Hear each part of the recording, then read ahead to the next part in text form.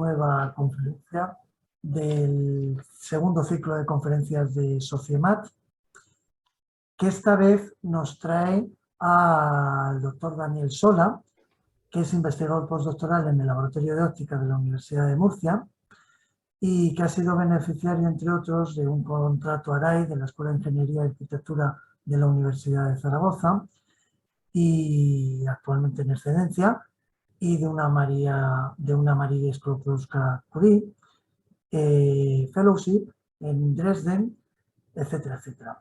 Él es físico y ha trabajado toda su andadura profesional en láseres y en óptica, y la charla que nos va a dar hoy tiene por título El láser, una herramienta versátil para modificar y estructurar materiales. Así que, pues nada, bienvenido Daniel, gracias por aceptar la invitación para contar esta charla y adelante cuando quieras. Muy bien, muchas gracias por la presentación y voy a compartir pantalla.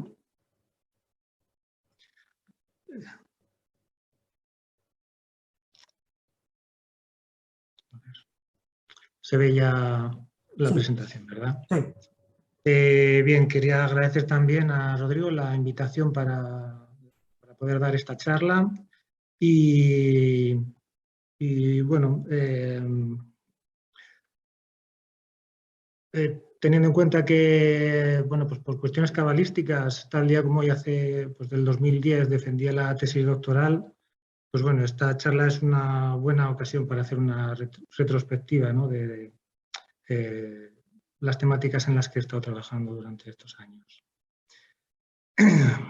Bien, hablaré primero sobre unos conceptos básicos, sobre láseres, una breve introducción, y luego pasaré a hablar de aplicaciones tanto en el mecanizado de materiales vitrocerámicos, en componentes para pilas de combustible de óxido sólido, la fabricación de vidrios y vitrocerámicos mediante la técnica de fusión zonal asistida por láser, y luego la utilización de pulsos ultracortos para la fabricación de guías de luz o guías de onda, y también hablaré sobre fabricación de redes de difracción en polímeros oftálmicos.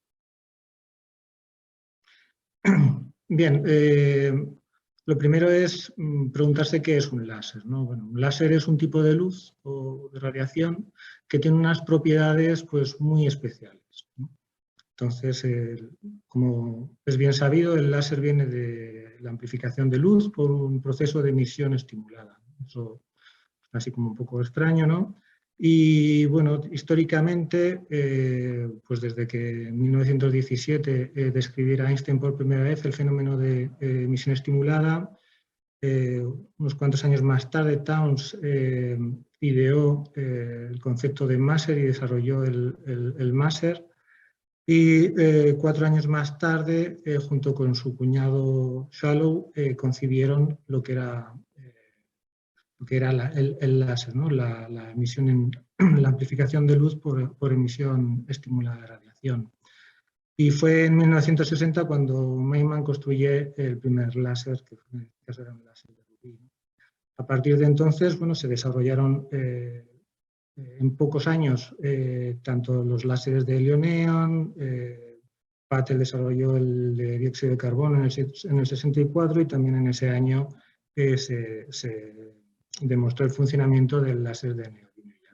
A partir de entonces se han ido desarrollando láseres cada vez de más potencia, tanto de funcionamiento en continuo como en pulsante, y se han ido desarrollando innumerables aplicaciones. Bien,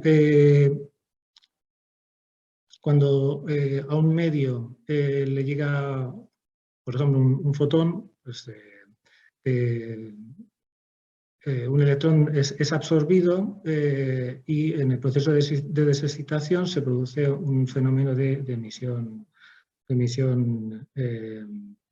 espontánea. Sin embargo, puede ocurrir que una vez que está en estado excitado, al llegar un nuevo fotón, se induzca la vuelta estado inicial y se generen 2 fotones. Eso es lo que se conoce como el proceso de emisión estimulada, en el que partiendo de un fotón y un estado excitado se obtiene un proceso final, o en el proceso final se obtienen 2 fotones. De manera que lo que se va amplificando se va amplificando la luz que va incidiendo en el material. De tal manera que tenemos que un láser está compuesto por un medio activo, que es el medio en el que se va excitando a través del sistema de bombeo y en el que se va generando en ese medio activo el proceso de emisión estimulada. Esa amplificación de luz se retroalimenta colocando el sistema en una cavidad óptica que básicamente está formada por 2 espejos, uno que refleja totalmente la radiación y el otro parcialmente, que se denomina acoplador de salida. Obtenemos a la salida de ese sistema, de esa cavidad láser, pues, la radiación láser, que tiene unas características especiales, que la hacen especiales, como que es monocromática, coherente y direccional. Para utilizar esta radiación en diferentes aplicaciones, bueno, hay diferentes parámetros con los que se puede jugar, ¿no? Con la longitud de onda, la polarización, la densidad de energía, la densidad de potencia, la tasa de repetición, o sea, en por segundo, la velocidad a la que se mueve el láser, si el láser funciona en modo continuo o en modo pulsado, y luego pues otros parámetros que también intervienen en el proceso y que son de gran importancia son las propiedades ópticas como las propiedades térmicas del material. De manera muy básica y sin entrar en detalle, pues dependiendo de la intensidad del láser, de la irradiancia, pues lo que se tiene es, se tiene que a irradiancias bajas o moderadas se tienen procesos de calentamiento, pues típicos como la soldadura o el corte. A irradiancias medias, moderadas, medias, se tienen ya procesos de fusión, tipo también de corte, taladrado. Y para altas intensidades, de 10 a la 7 a 10 a la menos 9, o sea, 10 a la 9, incluso superiores, ya se tienen procesos de ablación láser que se utilizan pues, para mecanizar materiales o para generar estructuras, tanto en superficie como en el interior. Pasando a lo que son las aplicaciones que comentaba anteriormente, primero hablaré sobre aplicaciones en materiales vitrocerámicos. Durante los años de mi tesis y algunos años posteriores tuvimos colaboraciones con la Nacional SH, que fabrica electrodomésticos. Fundamentalmente, nuestra colaboración fue en el tema de las vitrocerámicas que se utilizan para cocción por inducción. Entonces, una de las primeras aplicaciones que realizamos fue la de mecanizar la superficie para alojar sensores térmicos, de tal manera que se pudiera optimizar y mejorar y medir con más eficiencia la temperatura a la que se estaba produciendo el calentamiento de la encimera.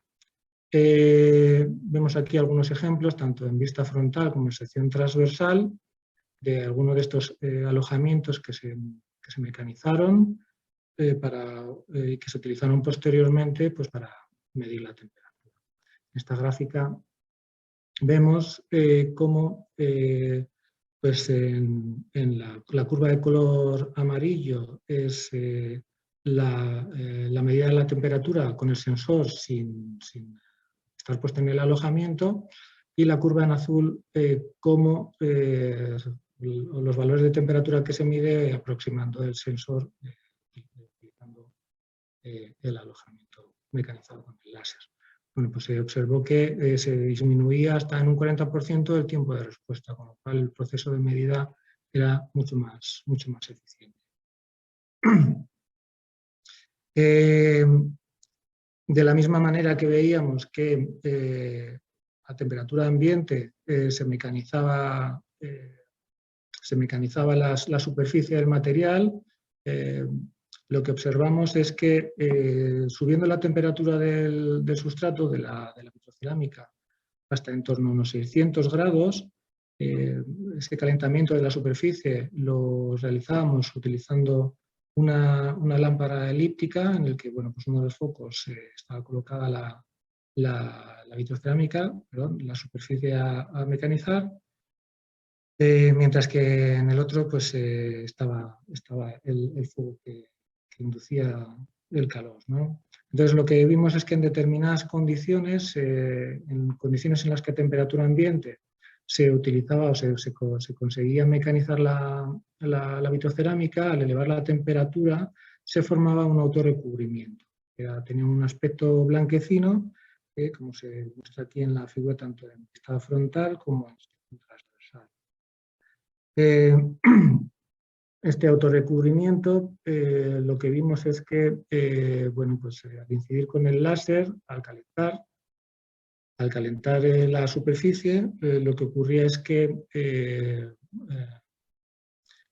había una agitación térmica del material, y lo que ocurría es que había una disminución, una pérdida de eficiencia en la irradiancia que absorbía el material, lo que conllevaba a que aumentara la cantidad de material en fase líquida en la zona de interacción.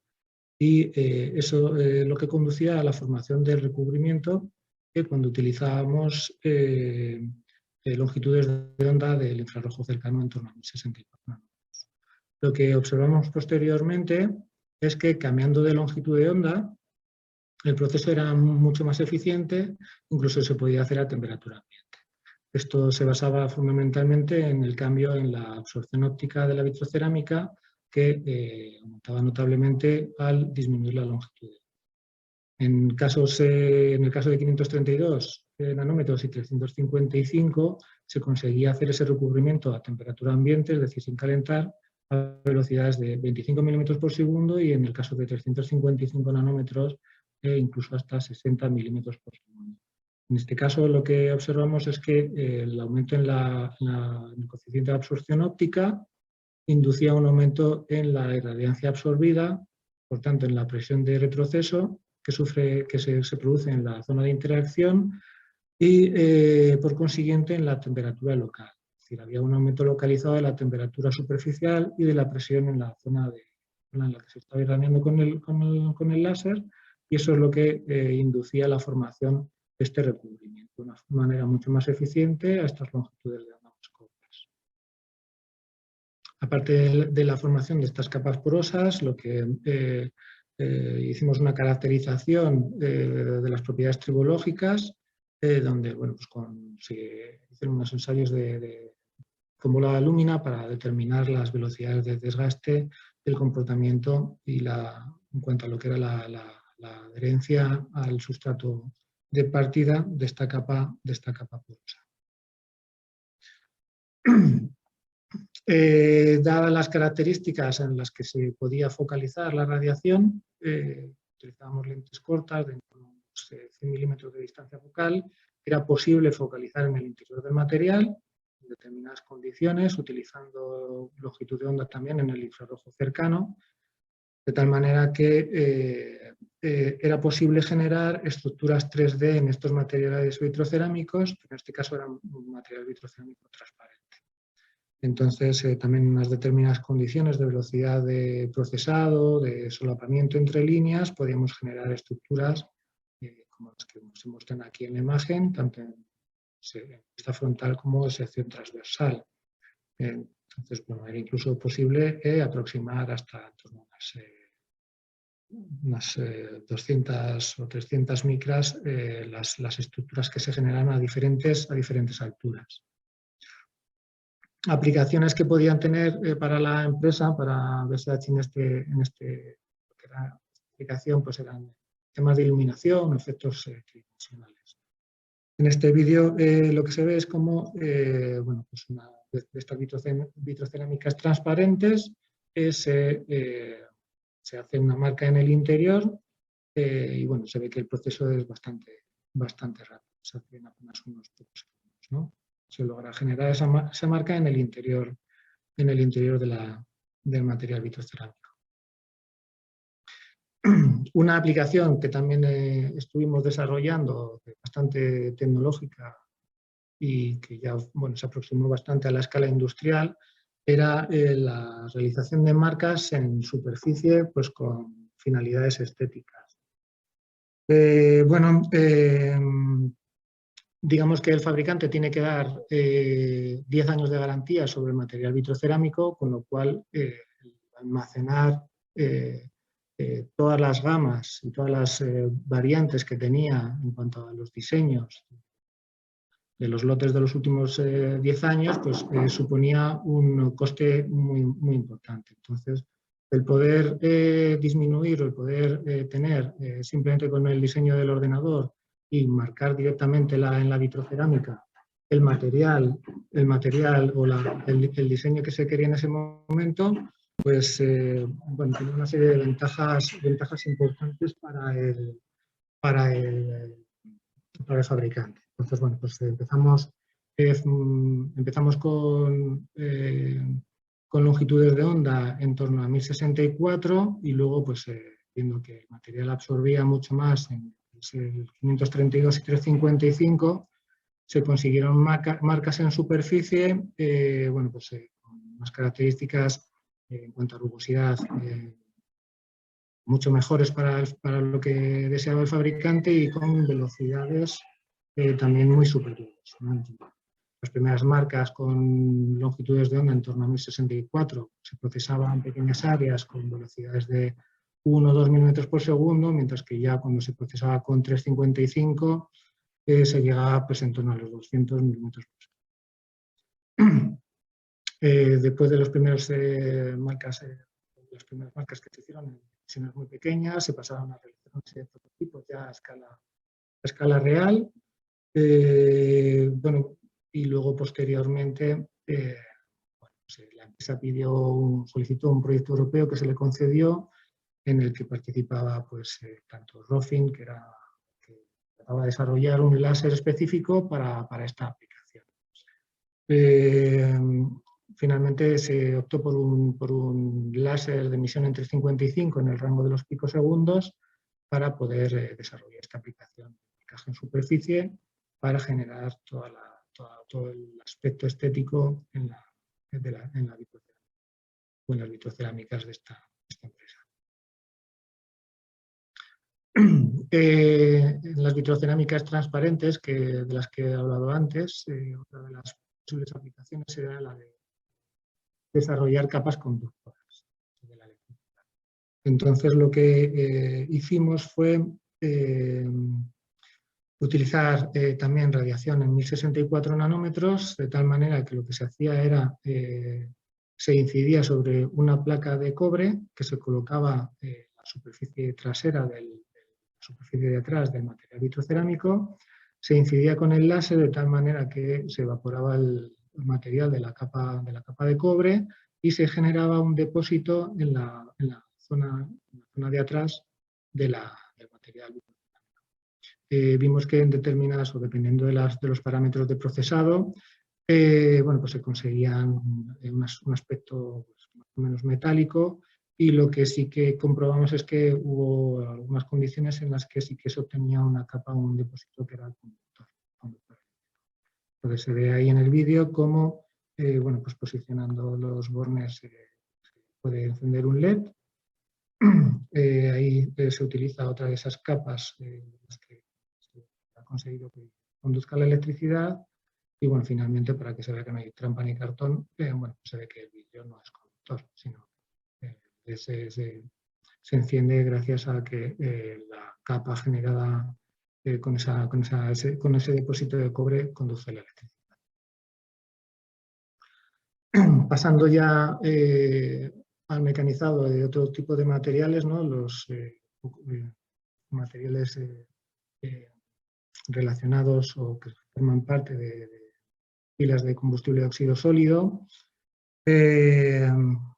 Por un lado, se desarrolló el procesado de lo que es el electrolito, de la celda de combustible, que bueno, en este caso era una celda de zirconia estabilizada con itria, y entonces el objetivo era disminuir el espesor partiendo de que el electrolito tenía unas 150 micras de espesor.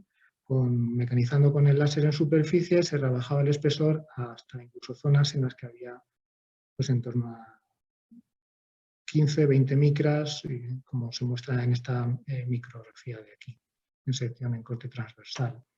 Al mecanizar, lo que se hacía era disminuir la resistencia específica del electrolito, lo que suponía esa disminución de la resistencia de esas pérdidas, es decir, esa disminución de las pérdidas ómnicas, lo que derivaba posteriormente era un aumento en la eficiencia de la pila. Estos electrolitos mecanizados se probaron en una celda de combustible tanto utilizando electrolitos un ánodo y cátodo de níquel ISZ y de manganeta de estroncio y de lantano con ISZ, y se vio que la densidad de potencia de la celda a 750 grados aumentaba hasta un 50%. También lo que hicimos fue mecanizar, en este caso taladrar, los ánodos de níquel ISZ para mejorar lo que era la distribución de los gases que le llegaban al electrolito. Hicimos diferentes pruebas, tanto en ánodos de níquel ISZ sintetizados como en verde, y lo que observamos es que el proceso era mucho más eficiente, el proceso de taladrado era mucho más eficiente si taladrábamos el material en verde antes de mecanizar. Esto era debido a que hasta un 10% de carga orgánica el ánodo, y entonces al interaccionar con la radiación láser se producía un proceso de pirólisis del material y se generaba una evaporación en frío, ¿no? Entonces esto hacía que sin apenas calentar el material se podía llegar a taladrar hasta el electrolito, que tenía en torno a unas 500 micras.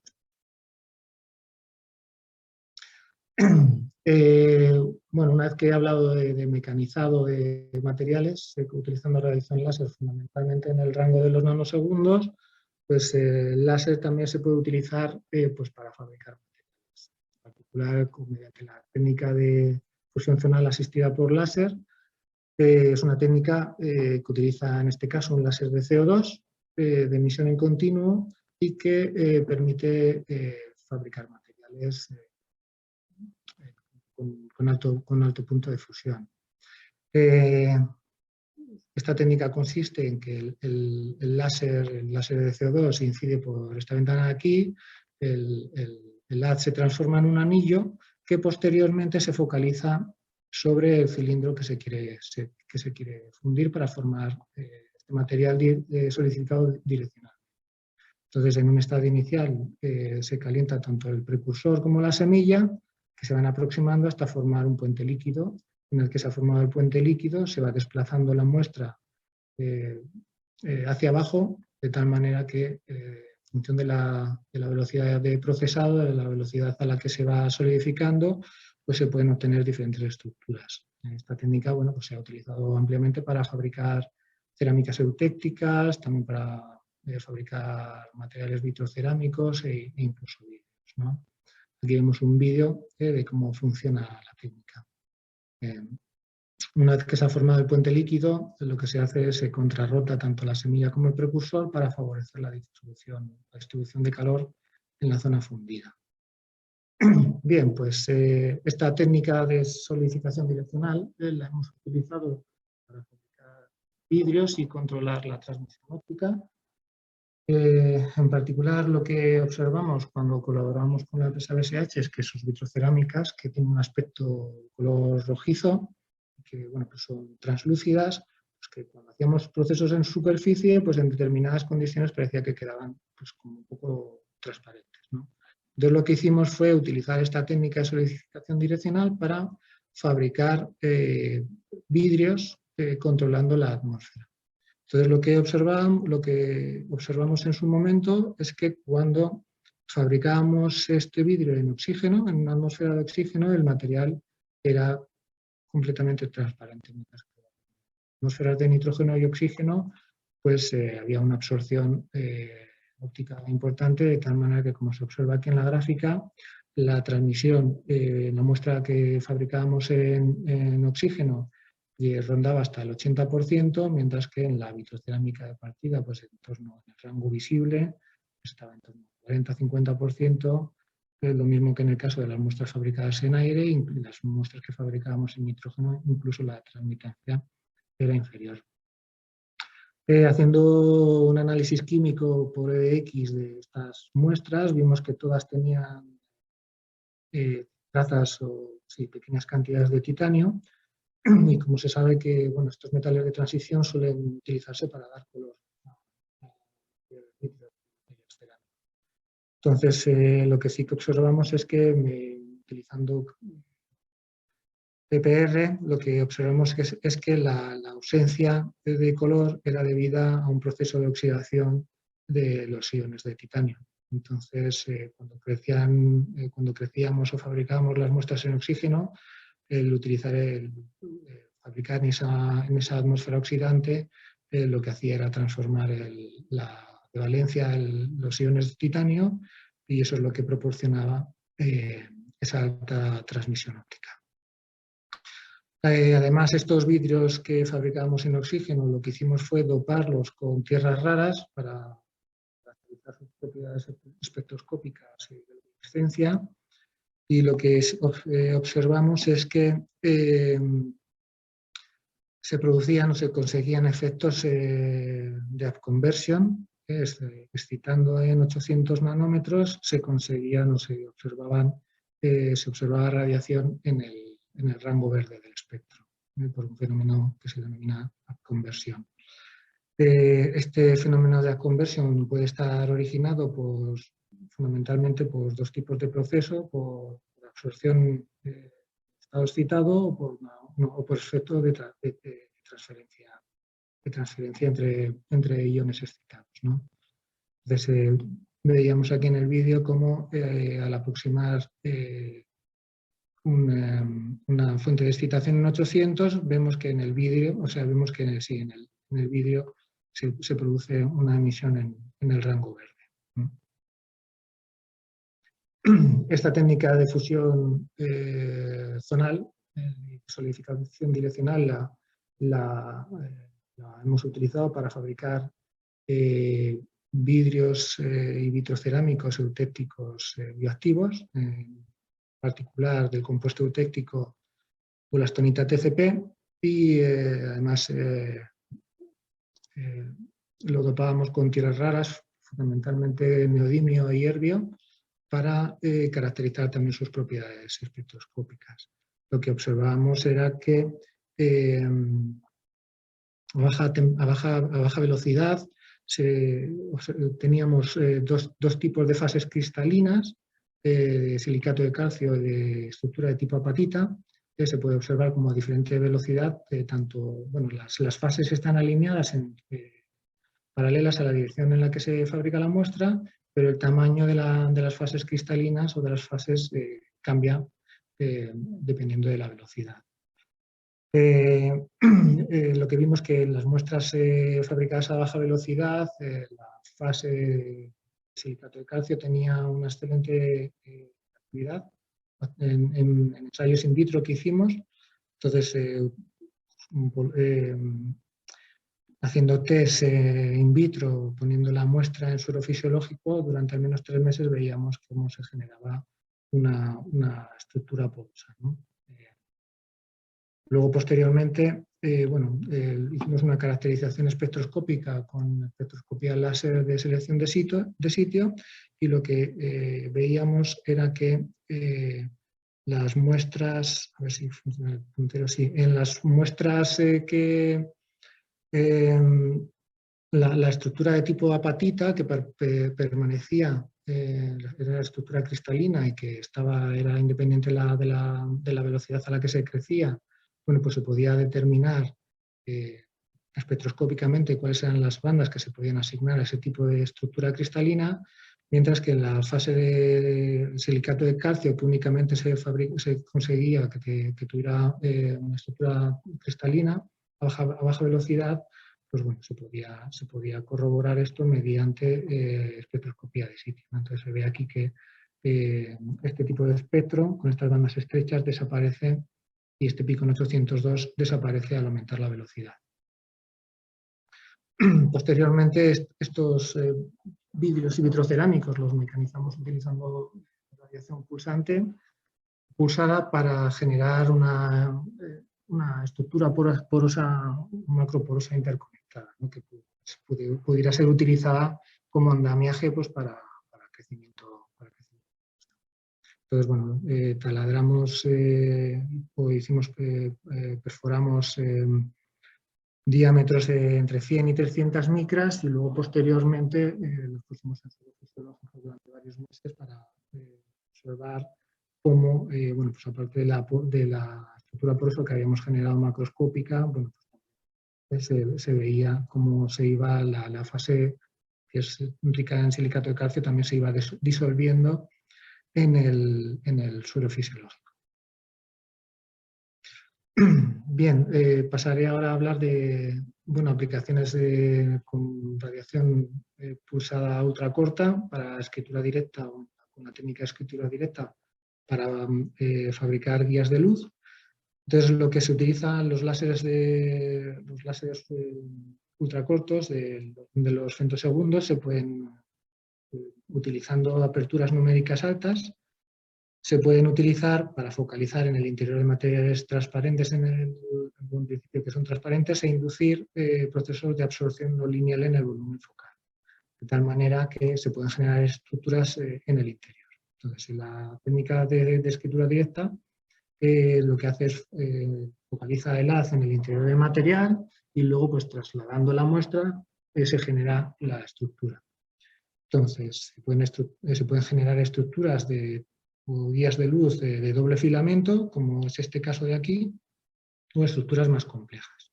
En particular, hemos fabricado guías de luz en vidrios eutéticos, también de bolastonita TCP, con este tipo de técnica. Fabricamos guías de luz de doble filamento, como las que se muestra aquí en la imagen, donde se ve aquí los filamentos que se inducen con el láser. Y entonces, esta es una estructura de doble filamento y esta es una estructura tipo clave. Lo que se hace es generar una estructura, en este caso de forma circular, y lo que es en el caso de doble filamento, la guía de luz es el área que queda entre los tracks, mientras que en las guías de tipo cladding, la zona que guía la luz es la zona dentro de la estructura, esta zona circular. Lo que se hace para caracterizar las propiedades de estas guías es, utilizando generalmente un láser de helio-neón, se inyecta luz a través de la guía y entonces se capta la imagen en campo cercano con una CCD. Vemos aquí tanto que en las guías de doble filamento que se obtenían guías monomodo, mientras que en las de tipo cladding, dependiendo del diámetro, se podía conseguir o bien monomodo o multimodo. Y que, bueno, pues guiaban tanto los dos tipos de polarización, eléctrica y magnética. Para finalizar, bueno, pues hablaré de la aplicación de la fabricación de redes de difracción en polímeros oftálmicos, también para aplicación en corrección refractiva. Es la línea de investigación en la que estoy inmerso desde los últimos 5 años. Como es bien sabido, los errores refractivos, pues tipo miopía, hipermetropía y astigmatismo, pues afectan a toda la población, desde niños hasta adultos. Y con el desarrollo de los láseres excimeros se desarrolló la cirugía refractiva, que fundamentalmente las más utilizadas han sido la PRK y el láser. Entonces, Estas técnicas utilizan láseres excímeros para modificar la curvatura de la córnea y corregir de esa manera la metropía. Tienen ciertos efectos secundarios o pueden conllevar este tipo de cirugía refractiva, puede conllevar efectos secundarios no deseados, pues tipo de ojo seco, estigmatismo celular o incluso en los casos ectasia corneal, ¿no? Entonces, además de ser procesos que son destructivos e irreversibles. Entonces, bueno, desde hace algunos años se está tratando de generar elementos difractivos, pues redes de difracción o elementos más complejos y tratar de utilizar la inscripción de esos elementos difractivos para la corrección de miopía. Entonces, un grupo de Rochester ya hace pues, cerca de 10 años empezó a fabricar redes de difracción tanto en polímeros oftámicos como ya en tejido corneal. Aquí son unas imágenes de redes de difracción fabricadas en este caso es la córnea de un gato a diferentes velocidades y lo que se sabe es que hay una correlación entre la eficiencia de primer orden, de la red de difracción con el cambio en el índice de refracción. Entonces, utilizando la técnica de escritura directa, pues se llegan a cambios en el índice pues, de torno a 10 elevado a menos 2, cuando hay una, o 10 elevado a menos 3. Y las velocidades máximas con las que se procesa hasta ahora está en torno a los 20 milímetros por segundo y en gatos esa velocidad baja bastante.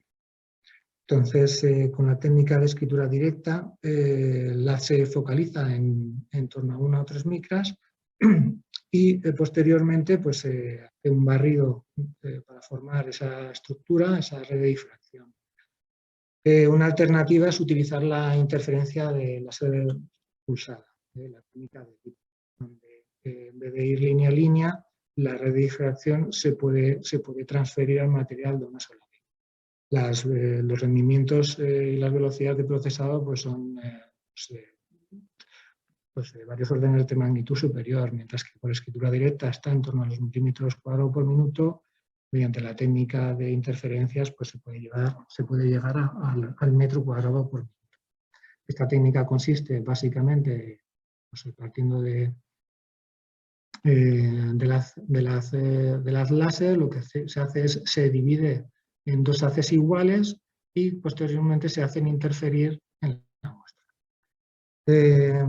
Hasta la fecha he utilizado esta técnica para modificar polímeros oftámicos de los que se utilizan para lentes de contacto, alcanzando cambios en el índice de orden a órdenes de 10 a la menos 2, con la diferencia fundamental es que mientras por escritura directa las velocidades pueden ser de 3 milímetros cuadrados por segundo, con este tipo de técnica el proceso es mucho más eficiente.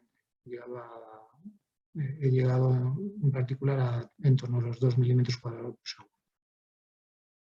Y bueno, estos son pues todas las aplicaciones que quería comentar, ¿no? Agradecer, pues dar las gracias a todos los miembros y colaboradores que han participado en el desarrollo de todas estas líneas de investigación y de estas aplicaciones, y a las entidades que han financiado y han hecho posible el desarrollo de estas líneas. Y ya está. Muchas gracias. Muchas gracias, Daniel, por la excelente presentación. Y bueno, pues se puede abrir ahora el turno de preguntas. Si alguien tiene alguna duda que aclarar. Si no, empiezo yo para romper el fuego. Bueno, referente a la primera parte en donde hablabas del procesamiento de láser de los vitrocerámicos, ¿hasta qué punto puedes controlar la microestructura con el tratamiento láser? Y me refiero a profundidad y el efecto que puede tener, porque al meter el cráter puede sacar polvillo, impurezas, etcétera. Puede haber procesos de fusión en el vitrocerámico. ¿Hasta qué punto puede afectar esto al diseño y a la microestructura del material resultante? Sí, bueno, hay tanto la longitud de onda como la duración de pulso son los factores que más influyen a la hora de obtener una zona mecanizada que esté exenta de ese tipo de zona fundida. Normalmente, conforme el pulso es más corto, el acabado es mucho mejor, no hay zona fundida, no hay material fundido, y digamos que los rangos óptimos son, pues, bien en el rango de los femtosegundos, que son los que se utilizan, los que mejor se utilizan para mecanizar. Lo que pasa es que, claro, esto para implementarlo industrialmente, pues un láser de femtosegundo era como algo bastante complejo, porque bueno, está todavía a escala de laboratorio. Entonces, bueno, se optó por utilizar y por desarrollar un láser que, bueno, pues que estuviera a mitad de camino entre un equipo de laboratorio y uno totalmente industrial. Por eso se utilizó uno que con emisión en 355, donde bueno, pues el acabado era bueno, sin generar grietas locales y sin generar zonas fundidas, y que bueno, en un ambiente industrial pudiera trabajar sin problemas.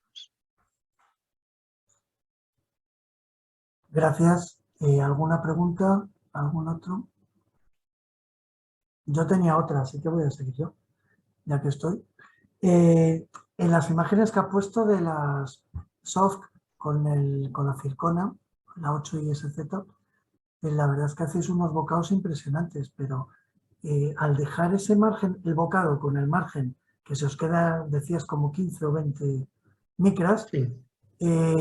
¿Eso no debilita la estructura desde el punto de vista mecánico? Pues no puedes llegar a tener, no hay en un momento pérdida de resistencia mecánica.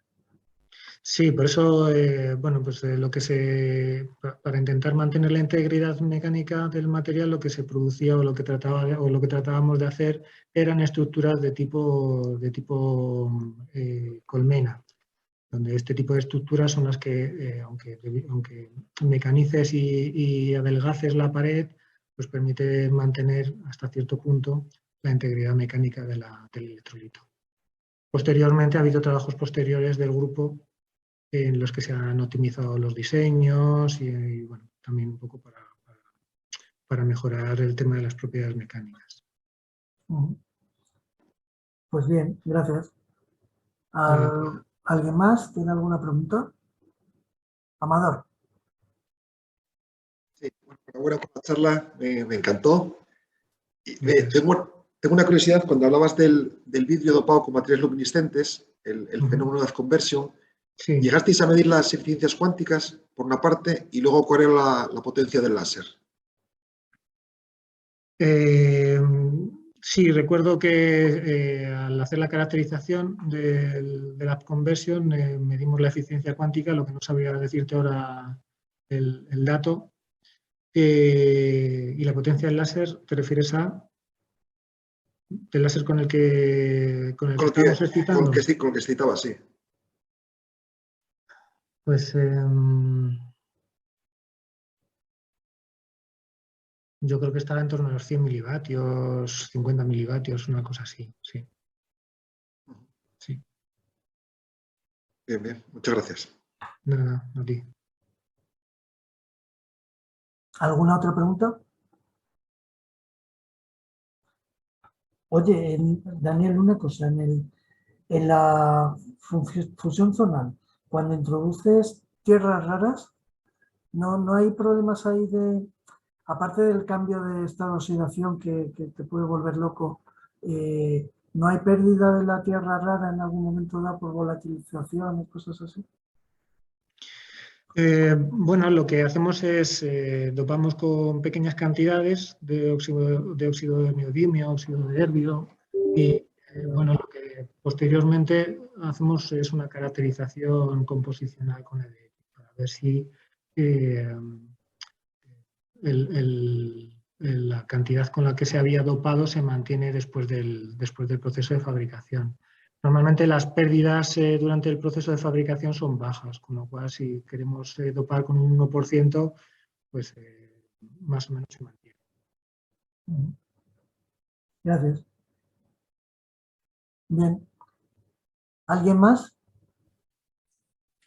Sí, yo, soy Nilo. ¿Me escucháis?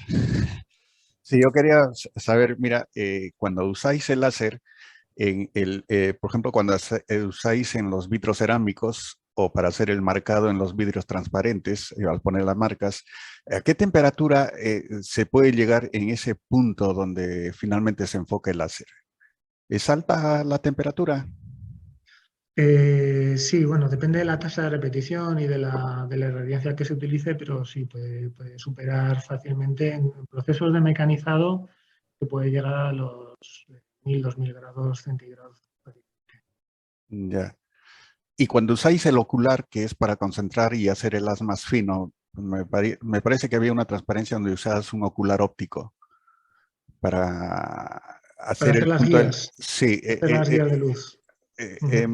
ahí no hay problemas de calentamiento del ocular, debido al hecho mismo de concentrar el haz. No, porque se utilizan objetivos de distancia de trabajo largas para evitar que la lente que se utiliza para focalizar se pueda dañar. Puede ser dañada.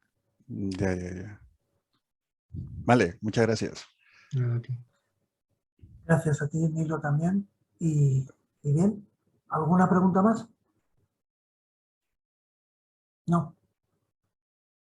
Bueno, pues si no hay más preguntas, pues querría agradecer una vez más a Daniel la presentación, muy interesante. Muchas gracias a todos los asistentes y sobre todo gracias a Daniel por habernos contado este apasionante tema. Os recuerdo que la próxima charla de este ciclo será el 27 de abril a cargo de María Victoria Viedma, así que os traslado allí al 27 de abril y allí nos vemos. Y mientras tanto, bueno, en unos días esta charla estará disponible en el canal de YouTube de Sociemat. Así que nada más. Muchas gracias. Gracias a Daniel, gracias a los asistentes. Gracias a Hasta la vosotros. próxima. Hasta Gracias, luego. Daniel. Gracias a vosotros. Adiós. Hasta luego. Adiós. Adiós, muy interesante, Daniel. Gracias.